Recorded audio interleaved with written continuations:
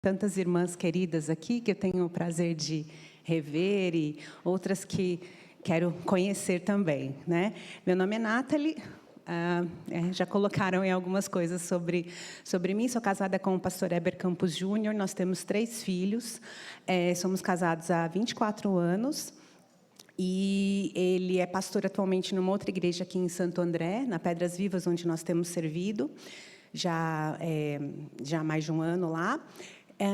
Eu tenho tido a oportunidade de falar para as mulheres, de ensinar o que Deus tem me ensinado em conferências, em palestras, através de aulas e através do meu perfil também no Instagram. E um ministério que é muito querido para o meu coração é o Ministério Conte Comigo, no Seminário Presbiteriano em São Paulo, um seminário que fica no bairro do Campo Belo.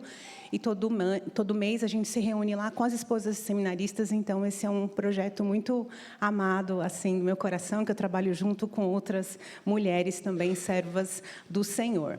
E hoje eu queria falar para vocês, né, nesse tema de vida inabalável, eu queria falar sobre mulheres que temem a Deus. Se você puder abrir aí sua Bíblia no Salmo 34 e deixar aberto, porque a gente vai correr nele, assim, andar nele, nesse tempo de palestra. Então, abra aí sua Bíblia, por favor, no Salmo 34. E vamos orar, falar com o Senhor primeiro. Senhor, nós te agradecemos pelo teu cuidado nesta manhã, por trazer cada uma aqui, pela oportunidade que temos de conhecer mais do Senhor, de sermos fortalecidas e, através do conhecimento do Senhor, termos uma vida mais fortalecida, uma vida inabalável em Cristo Jesus. Que o Senhor me use agora como instrumento teu, para a edificação das minhas irmãs, para ensino, e que nós possamos ter um tempo bom de comunhão e de aprendizado aqui. Em nome de Cristo Jesus é que nós oramos. Amém. Então, o tempo de conferência geralmente é um tempo muito gostoso, muito assim, que a gente, né, aqui você tira o dia, né, é quase que um acampa dentro, né, quando a gente era menor, gostava de criança, fazia acampa dentro, passar o dia na igreja, né.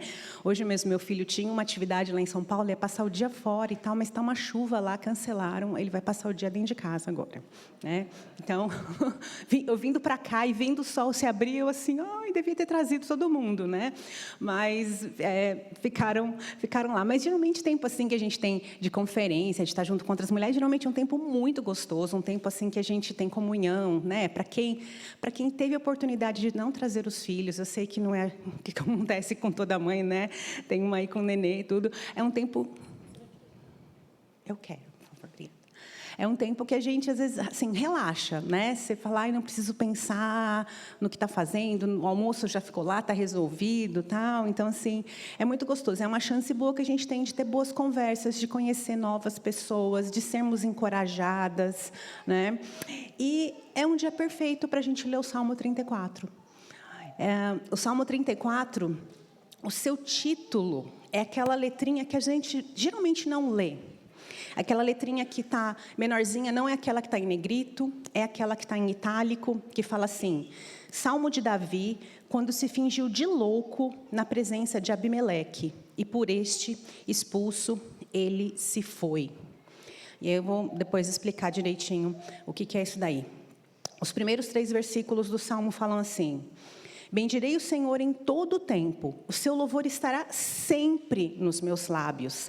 Gloriar-se-á o Senhor a minha alma, no Senhor a minha alma, os humildes o ouvirão e se alegrarão. Engrandecei o Senhor comigo, e todos a uma lhe exaltemos o nome. Se fosse a Carol falando esse salmo, certamente ela já ia começar cantando. Como não a Carol, vocês não têm nem chance de eu cantar alguma coisa aqui, né? Mas esses 3 primeiros versos, assim, se você se lembra de música, eu vim ouvindo Vencedores no caminho, né? E eles cantam essa música, é uma delícia de ouvir, né? É um salmo, assim, pelo menos esses 3 primeiros versos, assim, perfeitos para um dia de festa. Tenho certeza que talvez você já tenha usado esses versos no aniversário de alguém, ou para desejar felicidades para alguém. Fala assim, eu bendigo o Senhor, né, pelo seu aniversário, tal. E assim, num dia de agradecer o Senhor, a gente pode ter usado já esses versículos aí em algum momento para celebrar um dia alegre. Mas nem todos os nossos dias são alegres. Tem dia que a gente sobe na balança e você não emagreceu nem 10 gramas. Sabe aquele dia? Eu sei como é isso. Mas tem os dias que a gente aproveita e que você fala assim, Senhor, que dia bom. Graças eu te dou, Senhor, pela minha vida, por tudo que o Senhor tem feito, né? Vou bendizer o Senhor pelo cafezinho que eu tomei tranquila lá na frente, porque não teve criança puxando minha perna, querendo ir no banheiro, querendo isso, querendo aquilo, porque eu pude aproveitar um tempo com as minhas irmãs. Quando Davi escreveu esse salmo, ele não estava num dia de festa no seu palácio. Ele não estava tendo um dia super bom, como a gente pode já ter lido aqui, né? Quando ele se fingiu de louco na presença de Abimeleque. Ele estava fugindo, ele foi expulso da presença de um rei. Quando ele escreveu esse salmo, ele estava escondido em uma caverna e, mesmo assim, ele louvou ao Senhor pelo livramento que Deus tinha lhe dado. Ele não estava de frente de um banquete, ele não estava sendo servido, ele não estava num dia de comunhão, cheio de gente perto dele, ele estava fugindo. E, mesmo assim, ele louvou ao Senhor. Saul, o rei, procurava Davi para tirar a sua vida. O profeta Samuel já tinha anunciado que Saul iria perder o trono, porque ele tinha desobedecido a Deus. E mesmo sabendo que a palavra do Senhor não falha, porque Saul conhecia a palavra de Deus, lembra, ele era do povo de Deus. E quando o profeta falou para ele, você vai perder seu trono, ele ficou enlouquecido. E mesmo sabendo que a palavra de Deus não falha, ele tentou com todas as suas forças, Saul, matar Davi, para que Davi não assumisse o trono, para que ele pudesse continuar ali no trono. Davi tinha acabado de fugir de Saul, né, através da ajuda de Jonatas, que era filho do rei, filho de Saul, o próprio filho de Saul estava ajudando Davi a fugir. E aí ele vai e busca ajuda com um sacerdote. Está lá em 1 Samuel 21, o sacerdote Aimeleque. Mas ele não conta para Aimeleque que ele está fugindo de Saul. Ele vai lá e pede ajuda. Aimeleque dá o que para ele? Dá comida, dá a espada de Golias para Davi, afinal de contas, né? Parece fazer todo sentido Davi receber a espada de Golias. E aí Davi então segue em fuga para uma cidade chamada Gate. Só que Gate era a cidade, sabe de quem? Do próprio Golias. E aí parece uma loucura, né? Uma coisa insana, suicida. Davi, que matou Golias, vai lá na cidade de Golias buscar refúgio. Ele chegou lá e o que aconteceu com ele? Ele foi reconhecido. Óbvio, né? É certamente isso ia acontecer. Os servos do rei olham para ele e falam assim, peraí, não é esse aí que matou 10 milhares, enquanto Saul matou só milhares? Não é esse daí? Vão lá e avisam o rei, né? Aquis, obrigada, que era o rei de Gate. Reconheceram Davi, e aí ele ficou com medo de ser entregue nas mãos de Saul, do rei Aquis, chegar para Saul e falar, está aqui o homem que você está procurando, o seu fugitivo, leva ele daqui que eu não tenho nada a ver com essa encrenca, né? Ou ele poderia também ser morto, ou ser preso, porque era um espião do povo inimigo, né? Só que, em vez de Davi ficar lá e ver o que ia acontecer, ele fez uma coisa que muitas de nós, às vezes, têm vontade de fazer quando vem uma situação muito difícil na nossa vida. Algum momento que a gente está passando por muita vergonha, Davi deu uma de louco. Literalmente, ele deu uma de doido. Ele começou a arranhar as portas do rei, a babar na frente do rei e fazer coisas de uma pessoa que não é sã, de uma pessoa que não é inabalável. Ele estava abalado e ele assim fez de tudo para mostrar que ele não estava em sã consciência. Fez isso na frente do rei, né? Eu não sei se você já passou por alguma situação que você já teve vontade de arranhar a porta e babar na frente da pessoa, porque daí pelo menos ela vai pensar assim, ela está louca, né? Por isso que isso está acontecendo. Não tem outro motivo de tal coisa ter acontecido, se não é porque ela está louca, né?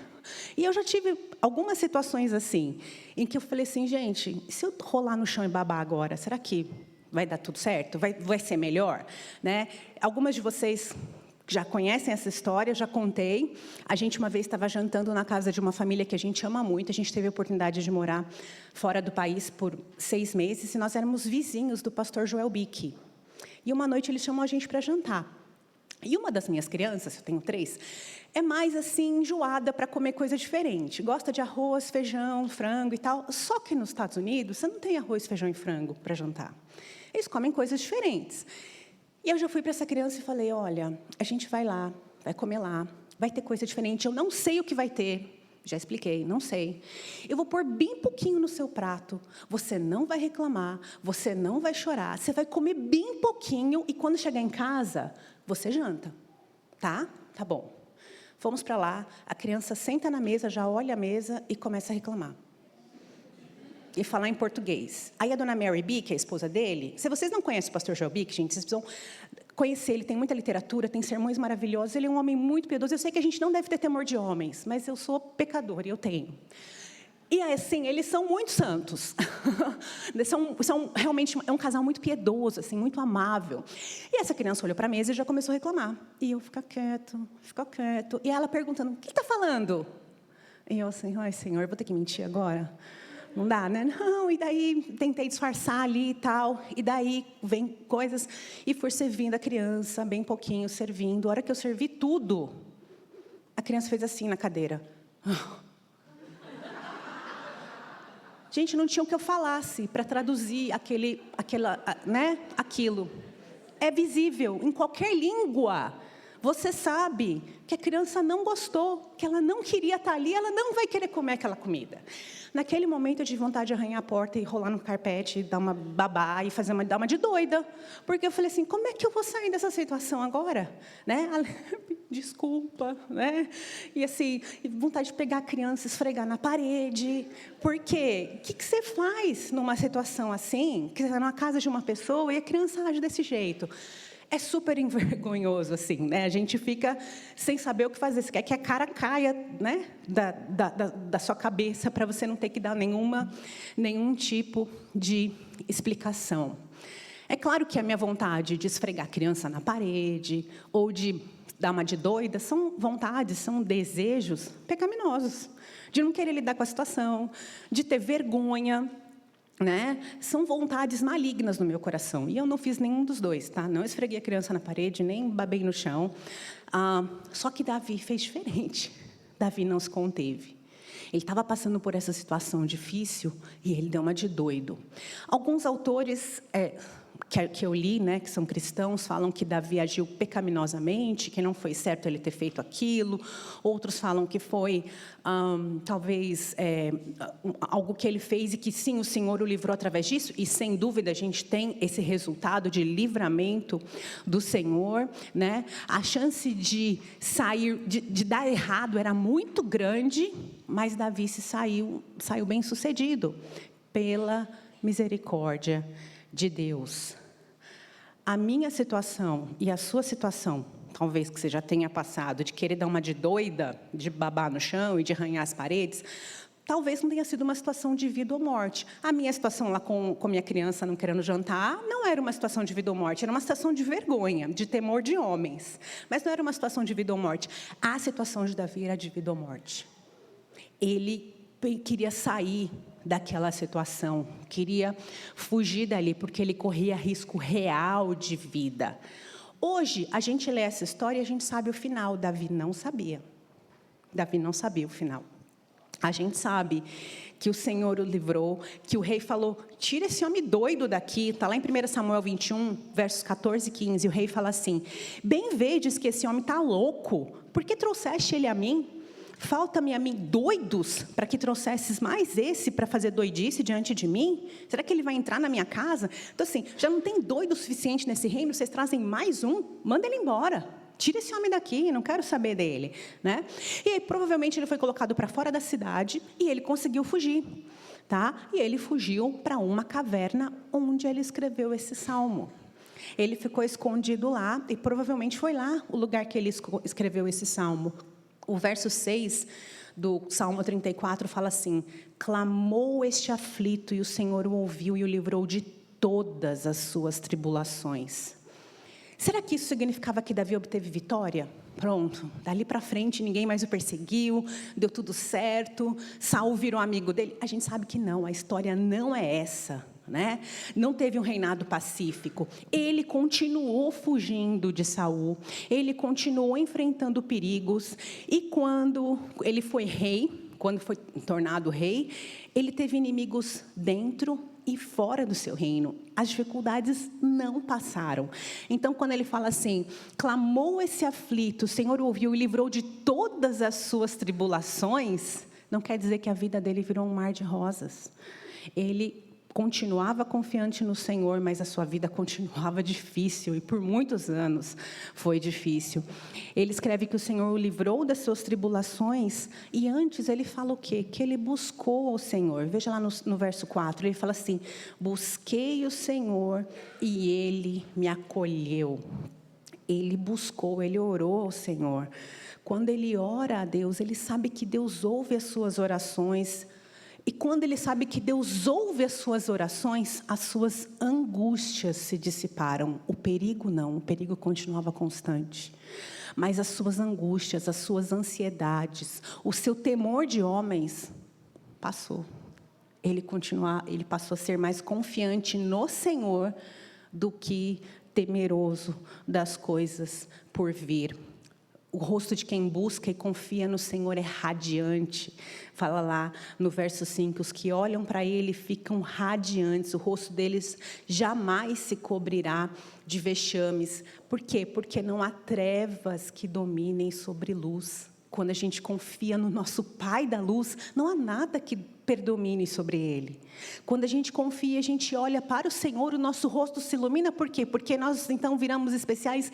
Não, porque nós vemos a sua glória, nós entendemos isso e nós confiamos nesse Senhor. E a gente sabe que nenhuma treva pode encobrir a glória do Senhor. A gente tem certeza que Ele nos ouve quando nós o buscamos. E isso não significa que a gente ora, Ele atende todas as nossas petições e fala, pois não, minha filha, o que você quer hoje que eu te darei? Não é isso, tá? Mas Ele ouve a nossa oração e Ele trabalha em nós enquanto a gente ora. Você já teve essa situação? De que, enquanto você estava orando, já aconteceu muitas vezes comigo, de eu perceber a tolice da minha oração até, do meu pedido. Enquanto eu orava, Senhor, me perdoa porque eu estou pedindo isso. Senhor, me ajuda, porque não tem nada a ver. Por que eu estou desejando essas coisas? Estou sendo audaciosa até de pedir para o Senhor isso. Me ajuda. Né? Então, o Senhor trabalha em nós enquanto a gente ora. Trabalha na nossa paciência, na nossa perseverança. Trabalha até nos desejos do nosso coração. Do que a gente quer? O que a gente tem desejado mais do que ao Senhor? Nós somos transformadas pelo Senhor enquanto oramos. Você conhece a história de Ana, mãe de Samuel? Né? Ela foi ao templo orar e ela foi pedir o quê? Pedir um filho. Ela foi pedir uma coisa justa para toda mulher casada. Senhor, me dá um filho.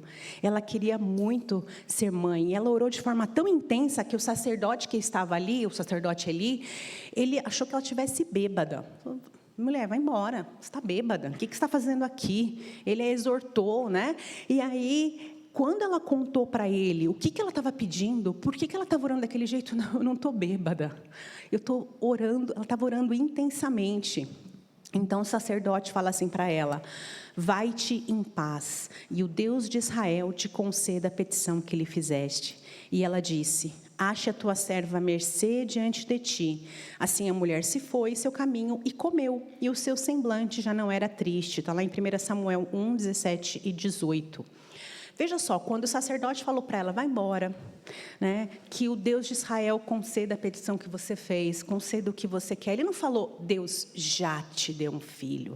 Não vai, irmã, porque Deus já te deu a vitória, já deu certo, já está curada, já... O que quer que seja aí que tem um já, que você já tenha ouvido na sua vida, ou talvez tenha até falado. Ele não falou isso. Ele falou assim, que o Senhor te ouça, que o Senhor conceda o que você quer. E ela foi embora, e o seu semblante mudou, e ela comeu, porque provavelmente ela estava sem comer, talvez estivesse em jejum, talvez estivesse só sem vontade de comer, porque estava com o coração muito triste. Mas, de qualquer forma, ela não recebeu a promessa de que teria um filho, ele não fez nenhuma promessa profética para ela, nada de especial aconteceu ali. No entanto, o vexame que ela sentia por não ter filhos foi entregue ali ao Senhor, naquele dia, naquela oração.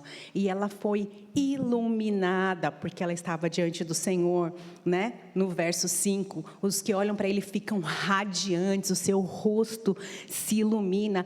Esta é a reação de quem se encontra em Cristo, de ser radiada, antes em trevas, agora em luz. Hoje a nossa vida irradia o quê? A luz de Cristo. Não é que nós temos uma luz, a nossa pequena luz, a gente vai deixar brilhar. Não, é a luz de Cristo que a gente deixa brilhar. Verso 8 fala assim: ó, provai e vede que o Senhor é bom. Bem-aventurado o homem que nele se refugia, que se esconde nele. Tá? Davi sabia o que era isso. Davi sabia o que era se refugiar no Senhor. Nos últimos dias ele estava fugindo de Saul e se refugiando no Senhor. E assim, provar e ver são maneiras muito pessoais da gente interagir e experimentar do Senhor. Tá? Não adianta alguém chegar para você e descrever, sei lá, a beleza de um jardim, a beleza de um castelo, de uma construção ou de qualquer outra coisa. A gente pode contar em minúcias. Olha, a flor, ela tem uma pétala redondinha, o miolinho dela é amarelo, ela tem as cores laranja, não sei o quê. Você pode até imaginar, só que você não consegue ver. A visão é uma coisa muito pessoal. Assim como o paladar. A gente pode falar, sei lá, né, da comida aqui que as mulheres estão preparando para a gente almoçar. Ai, é tão gostoso, tem um queijo que derrete, e junto tem um molho de tomate, e o frango é assim, e tem um molho para salada. Você pode descrever, você não vai conseguir sentir o sabor, se você não colocar na sua boca e não provar.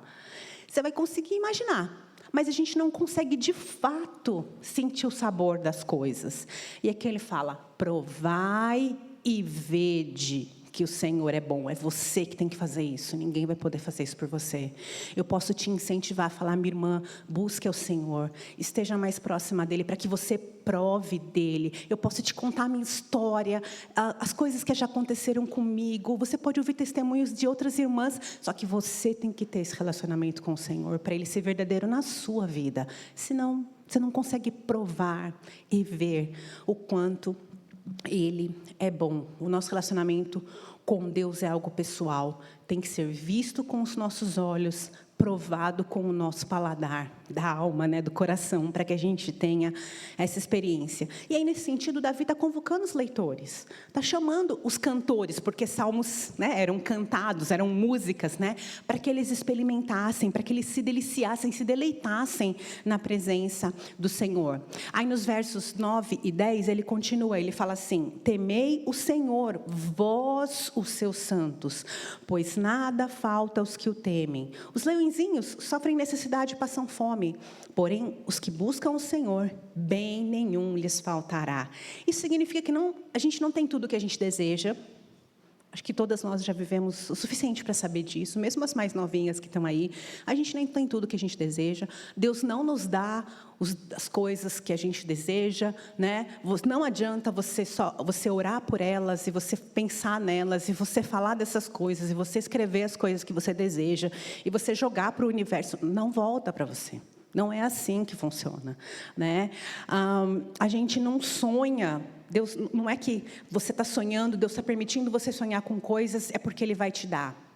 Irmã, se você tem ouvido isso e tem acreditado nisso, esqueça, desacredite, mentira. A gente pode sonhar com muita coisa assim que a gente nunca vai ter. Por quê? Porque são coisas que provavelmente não são boas para a gente, para a nossa vida. Não são coisas que o Senhor quer nos dar, porque elas não atendem à sua glória. Não são boas para a nossa comunhão, para o nosso crescimento, para a nossa maturidade. Sim, Deus permite que a gente sonhe com coisas que a gente nunca vai ter, tá? E muitas dessas coisas a gente nunca vai ter porque são pura cobiça, porque são coisas que vão fazer com que a gente fique orgulhosa, são frutos do pecado e não são promessas de Deus para a gente. Mas aí o verso 9 fala assim: bem nenhum falta aos que o temem. Como que a gente explica isso? Então, eu temo ao Senhor, eu sou uma mulher piedosa, eu obedeço ao Senhor, mas me falta tanta coisa. Eu passo por tanta dificuldade, por tanta necessidade, por que eu vivo assim? Né? Aí a gente olha lá Salmo 73, que fala que os ímpios vivem bem, tem colares pendurados no seu pescoço, tem a vida boa, e eles estão muito longe do Senhor, e eu estou próxima. Por que eu não tenho? Porque eu não tenho a felicidade de estar perto do Senhor, muitas vezes. Né? O bem que esse verso 9 fala, pode incluir, sim, materiais, sustento para a nossa vida, mas o bem que o Senhor nos dá vai para muito além disso. Às vezes a gente quer ver lá, todas as coisas cooperam para o bem daqueles que amam a Deus. E a gente fala assim, cadê esse bem? Eu quero ver, eu quero provar e ver o bem que Deus quer me dar. Não, a gente tem que provar e ver do Senhor. Não os bens que a gente quer dele. Com certeza Deus nos abençoa com bens materiais, com bens de comunhão, de provar comidas gostosas, de ter um tempo gostoso em família, de viagem, de passeio, de descanso. Só que o bem que ele nos dá vai para além dessa vida. E é isso a gente não consegue ver ainda, porque a nossa visão é muito curta. A gente enxerga só aqui, ó, muito curta. E o Senhor é quem enxerga de eternidade a eternidade. Nós somos abençoadas espiritualmente para que as nossas necessidades terrenas possam ser administradas com piedade, para que a nossa maior alegria e satisfação não sejam os presentes que Deus nos dá, mas o próprio Deus. Ele tem que ser a nossa alegria e satisfação. Ele tem que ser o maior presente que a gente deseja ter, e ter contato, e ter comunhão, e ter intimidade. Tudo o que você precisa para honrar e glorificar a Deus, Ele tem te dado. Ele nunca vai te cobrar uma coisa que Ele não te deu condições de fazer. Tudo o que você precisa para honrá-lo e glorificá-lo no dia de hoje, você tem. Então, a gente não tem essa desculpa de falar, eu não glorifiquei a Deus porque faltou-me tal coisa. Não, a gente não tem essa desculpa. Ele já tem nos feito muito bem. Tudo o que nós precisamos para ter contentamento, nós já temos em Cristo Jesus, em que Ele fez por nós, sua vida, morte, ressurreição em nosso lugar. E aí, verso 9, continuando, fala assim, nada falta aos que o temem. E quem são esses que temem a Deus? Vamos lá, verso 1. Quem são as pessoas que temem a Deus? São aqueles que bendizem o seu nome, né? Bendirei o Senhor. Quem bendiz o Senhor, teme a Deus. Quem são esses que temem a Deus, que fala lá no verso 9? São os humildes que se gloriam no Senhor, que está no verso 2. A minha alma se gloriará no Senhor, os humildes ouvirão e se alegrarão. Verso 3, quem são esses que temem ao Senhor? São aqueles que o louvam em comunidade, como igreja, como corpo, como isso é importante. A gente está inserido numa igreja e a gente louvar o Senhor como comunidade, porque a gente aprende a temer ao Senhor dessa forma. A gente entende melhor o que é viver junto e como que a gente pode se afiar uma à outra. Verso 8, quem são esses que temem ao Senhor? Aqueles que têm a Deus como seu refúgio. No verso 13, os que temem ao Senhor são aqueles que refreiam a sua língua do mal. Refreia a língua do mal e os lábios de falarem palavras enganosas. Verso 14, os que temem ao Senhor são aqueles que se afastam do mal e praticam o bem. E também buscam a paz. Verso 18, os que temem ao Senhor são aqueles de coração quebrantado e que buscam o Senhor porque sabem que Ele está perto. Em todo tempo o Senhor está perto. Verso 22, os que temem ao Senhor são os que confiam no Senhor. Verso 19 fala assim, muitas são as aflições do justo, mas o Senhor de todas o livra. Por que o Senhor livra o justo, o que o teme, né, de todas as suas aflições? Porque Ele teme a pessoa certa. Porque Ele não teme as coisas que Ele está vendo ao redor. Ele teme ao Senhor que controla todas essas coisas. Temer a Deus e ter uma experiência pessoal com Ele não vai nos livrar de perseguições, de doenças, de dias difíceis, doloridos. Temer ao Senhor não vai nos livrar disso. A gente vai passar por isso. E tem gente que passa por isso, parece que com maior intensidade até. E com certeza esses dias virão na nossa vida. Mas essas circunstâncias não podem ser um bloqueio nos impedindo de continuar bendizendo ao Senhor. Essas circunstâncias não podem nunca nos bloquear de cantar os 3 primeiros versos desse salmo. Bendirei o Senhor em todo o tempo. Em todo o tempo não é só nos dias bons. E nos dias difíceis também. No dia de receber um diagnóstico incurável, no dia de saber que uma pessoa se foi, em todo o tempo é dia de louvar ao Senhor. A gente pode passar pela morte, mas a gente tem certeza da vida eterna e da ressurreição. Então a gente sabe que a morte terrena não é o fim. Não acaba aqui. Por isso que crente não pode temer a morte. É lógico que a gente não deseja isso, mas ter medo do que vem depois não pode ser uma coisa constante na nossa vida, porque a gente sabe quem está depois e o que nos aguarda depois. Isso tem que ser a esperança para a nossa vida. A gente passa por provações, mas nós estamos certas que o nosso Redentor já venceu essas provações em nosso lugar. Ele já passou por todas essas fases e já venceu por nós. Davi passou dias muito difíceis. A morte rondou Davi muito de perto. Ele quase morreu várias vezes. Se você conhece a história dele, sabe das perseguições e de como muita coisa difícil aconteceu na vida dele, até de fato ele ser rei. E mesmo depois de rei, ele também passou por bastante coisa complicada. E mesmo caindo em muitos pecados, porque Davi, apesar de ser um homem segundo o coração de Deus, era um pecador. Era um homem que ficou lá da sua janela, olhando para sua vizinha, chamou a vizinha, mandou matar o marido da vizinha, né? E um tanto de outra coisa que Davi fez de maneira muito orgulhosa e que não falou assim, é esse o homem segundo o coração de Deus? Mas ele era pecador também carecia do mesmo Salvador que a gente carece. Ele se voltou ao Senhor. Ele buscou aquele que era o único capaz de lhe perdoar e dar a vida eterna. Esse versículo não tinha sido escrito ainda, o versículo que eu vou ler logo abaixo, mas esse conceito já era conhecido de Davi. Mateus 10, 28 fala assim, não temais os que matam o corpo e não podem matar a alma. Temei antes aquele que pode fazer perecer no inferno, tanto a alma quanto o corpo. Davi conhecia esse conceito. Ele sabia que ele fugia daqueles homens que poderiam matar o seu corpo, mas ele temia aquele que poderia fazer alguma coisa contra a sua alma, e aqueles homens ali não podiam. Davi temeu aqueles homens ali quando ele estava na casa de Aquis e deu uma de maluco, deu uma de doido. E exteriormente, Davi poderia estar bem confuso, mas interiormente, eu fico pensando assim, a gente não tem evidências bíblicas disso, mas isso é o que eu fico pensando assim, talvez ele estivesse orando ao Senhor, falando, Senhor, usa essa situação agora aqui, me ajuda, me livra, Deus, né? Eu vou dar uma de doido aqui, enquanto ele agia exteriormente como um louco, talvez interiormente ele estivesse falando com o Senhor.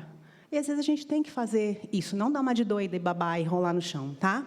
Não é isso, mas é de agir e orar ao mesmo tempo. Fala, Senhor, me ajuda nessa situação. Senhor, me direciona. Senhor, me dá as palavras certas para falar aqui nesse momento, porque eu não sei o que fazer. Porque eu preciso do Senhor muito nesse momento aqui. Por fora, ele era um homem desequilibrado, mas por dentro, uma alma segura no Senhor. Por fora, as coisas estavam terríveis, mas por dentro, ele estava seguro no único que pode ser a sua segurança eterna. Isso me lembrou uma situação que aconteceu um tempo atrás, acho que foi setembro, outubro. O pai de um irmão muito conhecido, ele é aqui até do ABC, ele ficou perdido. Esse senhor tem Alzheimer, né? E aí esse irmão postou nas redes sociais, o filho, né? Postou nas redes sociais, meu pai tem Alzheimer, ele saiu de casa hoje, tal hora da manhã, e sumiu. A gente não sabe para onde ele foi, colocou fotos, se você encontrar com ele, se você ouvir, me avise, postou o telefone dele e tal, e muita gente procurando, né? Esse senhor que estava perdido por aí.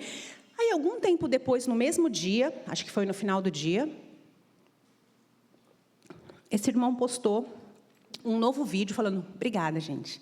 Encontramos o meu pai, ele está bem, ele tinha caminhado não sei quantos quilômetros, estava na cidade vizinha, e o vídeo postado desse senhor, sabe o que falava? Sabe o que mostrava? Ele cantando, louvando a Deus, no meio da rua. Ele louvando, cantando louvores, alegre, né? Louvando ao Senhor, junto com as outras pessoas que tinham encontrado ele ali. E aquilo eu vi, eu falei, gente, aquele homem não sabia o endereço dele, não sabia o contato de ninguém para ligar, porque por conta do Alzheimer, né? A pessoa fica sem condições disso. Talvez ele não lembrasse do nome de ninguém da sua família, não sei se ele se lembrava nem do próprio nome, mas ele se lembrava do seu Senhor. Ele se lembrava daquele que é o único que o segura, que o sustenta eternamente. Ele não esqueceu disso. Isso não é fantástico? E talvez você tenha tido contato com pessoas assim. Eu já tive contato com pessoas assim, com Alzheimer, que não lembra de nada, que briga com todo mundo, mas conhece salmos de cor. Louva ao Senhor, conhece hinos. Essa pessoa ela foi marcada profundamente na sua alma, a ponto dela nunca se esquecer do seu Salvador. A despeito das circunstâncias desse senhor que estava perdido, ele bendizia a Deus, os seus lábios expressavam isso. Ele não sabia onde ele estava, mas ele sabia que ele estava muito seguro no Senhor em todo o tempo.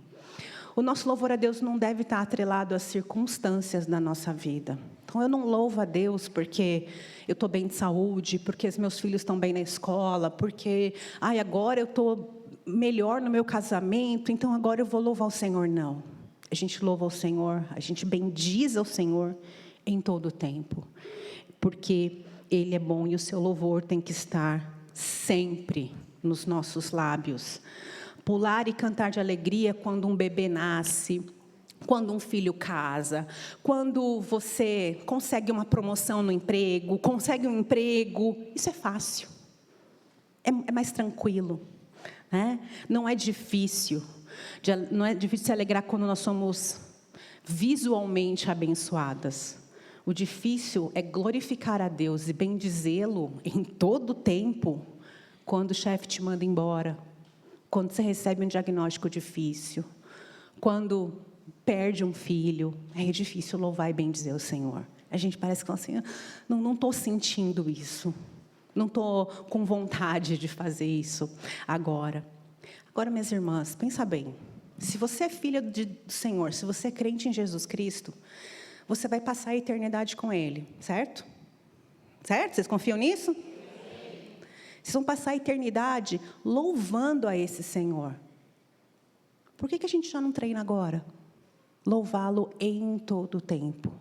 Por que a gente tem dificuldade de fazer isso agora? Se a gente sabe que é isso que a gente vai fazer na eternidade. Louvar ao Senhor em todo o tempo. Se nós vamos gastar a nossa eternidade em louvor ao Senhor, então a gente tem que começar a treinar desde já. Em todo o tempo. O nosso louvor tem de ser sempre dando glórias a Deus pelo que Ele é e não pelas coisas que Ele nos dá, que aparentemente não nos agrada, tá? A gente deve fazer isso, louvar ao Senhor em conjunto, em comunidade, como igreja do Senhor, encorajando umas às outras, mesmo nos tempos difíceis. E quando eu falo louvar o Senhor no tempo difícil, não é que você vai sair pela rua dançando, cantando. Não é isso, a gente tem dias de luto, mas a gente não deixa de louvar o Senhor ainda pelo sustento diário, pelas coisas que Ele faz conosco através do luto, através daquele dia difícil. E aí, nesse tempo difícil de luto, às vezes a gente não consegue, a gente não está disposto, o nosso coração não está contentado no Senhor. Aí a gente precisa mais da comunidade, a gente precisa mais de outras irmãs que falam, vem, me dá o braço aqui, eu te ajudo a caminhar, eu ando com você. Vem, eu vou na sua casa, o que você precisa? Você quer que eu limpe a sua casa? Quer que eu lave a sua roupa? Quer que eu cuide do seu filho? Quer que eu faça uma comida? Isso é ajudar a entender a necessidade de comunidade e a buscar o Senhor. E vamos sentar, vamos ler a Bíblia, vamos louvar o Senhor, vamos agradecê-lo pelo que Ele tem te dado, pelo que Ele tem feito. A gente precisa de fazer isso em comunidade. Não se esqueça disso, não deixe de lado a igreja por qualquer rusga, dificuldade que você tenha tido. Tá? Busque as pessoas, isso honra ao Senhor. E aí tem 2 versículos nesse Salmo 34, que falam especificamente de Jesus. Jesus não tinha nascido ainda como um bebê, como homem, ele já existia na Trindade, ele sempre existiu. E no verso 7, Fala assim: o anjo do Senhor acampa-se ao redor dos que o temem e os livra. A presença do Senhor Jesus é constante na nossa vida. O anjo do Senhor é o próprio Cristo, com seu exército celestial, que nos defende, que nos consola e que intercede por nós. E no verso 20 fala assim: preserva-lhe todos os ossos, nenhum deles sequer será quebrado. Quem que não teve seus ossos quebrados? Jesus, que na cruz, que mesmo depois de apanhar, de ser tão maltratado, nenhum dos seus ossos foi quebrado. E ele não era um homem super especial, não. Ele tinha ossos como nós temos, tá? Ele não tinha ossos de ferro, inquebráveis, não. Ele era como nós, um homem como nós, poderia ser quebrado. Mas ele foi o cordeiro pascal que foi entregue em nosso lugar. Um cordeiro pascal, o que era? Era um cordeiro que era imolado, que era morto na Páscoa para o sacrifício, né? Na época do Antigo Testamento e até ali, na época de Jesus ainda. E esse cordeiro, ele tinha que ser o quê? Perfeito, sem mancha. Então tinha que ser um cordeiro todo branquinho, não podia ter manchas de outras cores, ele não podia ser, sei lá, ter nascido com algum defeito, então ter nascido com uma patinha menor, ter nascido sem orelha, sei lá, não podia ter nenhum tipo de defeito esse cordeiro, ele tinha que ser perfeito para ser morto, em lugar daqueles que o entregavam. Cristo tinha que estar perfeito, nenhum dos seus ossos poderia estar quebrado. Ele foi o cordeiro pascal morto, imolado em nosso, oferecido em nosso lugar. Os ladrões crucificados ao lado de Jesus tiveram suas pernas quebradas, mas Cristo não. João 19:36 se refere a esse salmo, Salmo 34, e fala assim: e isto aconteceu para se cumprir a Escritura, nenhum dos seus ossos será quebrado. A loucura de Davi, a falsa loucura, né? Em frente lá ao rei de Gate, livrou ele das mãos do rei, livrou ele das mãos de Saul, mas sem o Senhor, ele não seria liberto do inferno.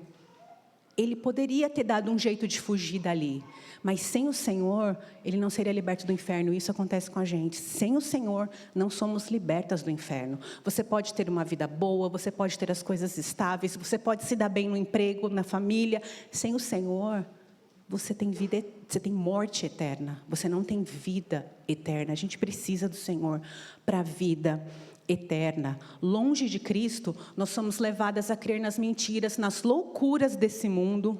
Perto de Cristo, a gente percebe que não tem outro lugar onde a gente consiga melhor refúgio e melhor abrigo para a nossa vida. Tem muitos outros versos nesse salmo que falam do nosso Salvador, não são só aqueles dois que eu mencionei antes, não. O verso 1 fala dele, que ele é o nosso Senhor.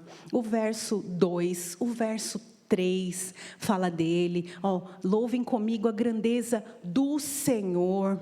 No verso 15 fala que os olhos do Senhor repousam sobre os justos. Então, Cristo foi o justo do Senhor, não tem nenhum mais justo do que Ele, que teve uma vida mais reta do que Ele.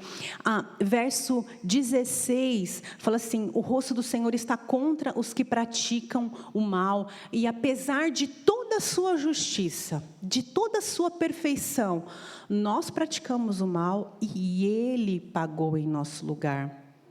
Foi Ele que morreu e que teve o rosto de Deus virado na sua morte, para que Ele pagasse pelo nosso pecado.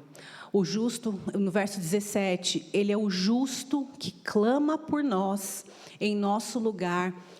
E diferente da gente, que a gente ora e Deus nem sempre nos atende, Deus sempre nos ouve, mas Ele nem sempre nos atende, tudo o que Cristo ora é atendido pelo Pai. A sua intercessão é perfeita por nós. Ele ora e o Pai atende. Ele é o nosso intercessor, que faz a melhor oração em nosso lugar. E a gente pode até querer dar uma de louca às vezes, com as situações da vida aí difíceis que acontecem nos nossos dias. Mas sem Cristo, nós de fato somos loucas. Nós, de fato, estamos perdidas. E é sempre o Senhor que tira a gente da insanidade, da loucura e nos tira de nós mesmas e nos coloca para perto dele, com o coração quebrantado pelo seu Santo Espírito.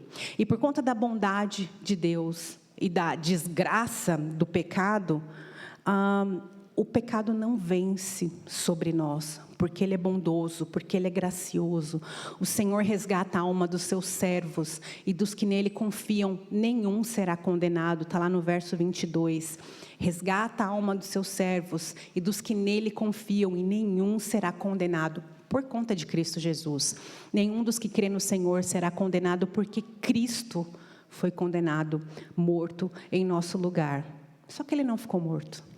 Ele ressuscitou, Ele vive, e porque Ele é inabalável, porque Ele é impecável, nós podemos ter uma vida inabalável, que as coisas ao nosso redor, a gente pode olhar e falar, Senhor, está difícil, mas eu sei que eu posso estar segura no Senhor, e porque Ele vive, a gente pode todos os dias bendizer ao Senhor. Anote, faça uma tarefinha aí durante a sua semana, né? Talvez de colocar num caderninho as coisas boas da sua vida, as fáceis e as difíceis, para você orar sobre elas, a respeito delas, e bendizer ao Senhor, mesmo nas coisas difíceis, mesmo se a lista das coisas difíceis for muito maior do que as fáceis, para que você veja o que Deus tem feito por você e a sua bondade, porque Ele vive, nós podemos bendizer ao Senhor, nos gloriarmos no Senhor, engrandecer ao Senhor,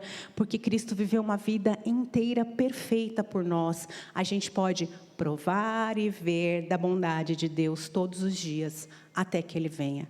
Que Deus nos ajude para que a gente busque essa vida inabalável nele e não nas coisas aí de fora. Vamos orar. Senhor, nós te agradecemos por esse tempo, pela Tua palavra que é rica, que nos exorta, que nos consola, nos confronta, que nós possamos viver uma vida diante do Senhor, e porque o Senhor é inabalável, nós possamos buscar essa segurança em Ti. Dá-nos um tempo bom ainda nesta tarde, é o que oramos em nome de Jesus. Amém.